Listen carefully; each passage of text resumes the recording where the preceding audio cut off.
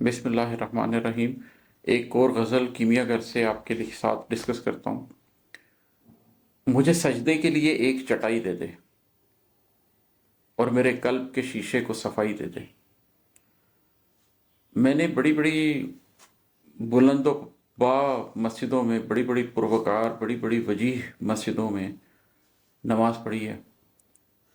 लेकिन अगर कभी आपको इत्तफाक हुआ हो कि आप किसी गांव से गुजर रहे हो, आप किसी वीरान इलाके से गुजर रही हो, किसी छोटी सी बस्ती से गुजर रही हो, और वहाँ पर आपको कोई एक कमरे की छोटी सी मस्जिद मिले जिसके अंदर खजूर की चटाई बिछी हुई हो, कोई एसी ना लगा हो, दरो दीवार पुराने हों, और वहाँ पर आप दाखिल हों और कोई ना हो उस मस्जिद में और आप अकेले नमाज पढ़ें, तो एक हुजूरी की अजीब सी कैफियत उस तन्हाई में आपके कल्ब पर उतरती है। तो ये उस तनाजुर में है कि मुझे सजदे के लिए एक चटाई दे दें।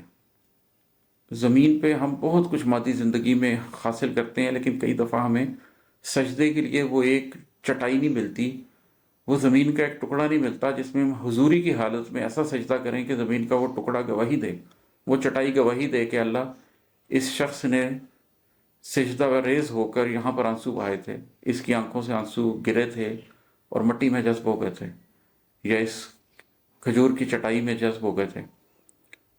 तो मुझे सजदे के लिए एक चटाई दे दे अल्लाह, मुझे एक ऐसा ऐसा मौका दे दे, एक ऐसी जाए नमाज दे दे जहाँ पर मैं एक ऐसा सजदा कर सकूँ और मेरे कल्ब के शीशे को सफाई दे दे, और फिर वहाँ पर जो मेरा कल्ब का शीशा है उससे कुदूरत साफ कर दे, तमाम गंदगी को दूर कर दे, उसके शीशे को ऐसा कर दे जिसका तूने सूरह नूर में जिक्र किया है कि कंदील है और वो शीशे की बनी हुई है, और वो कल्ब है जिसके अंदर अल्लाह का नूर है।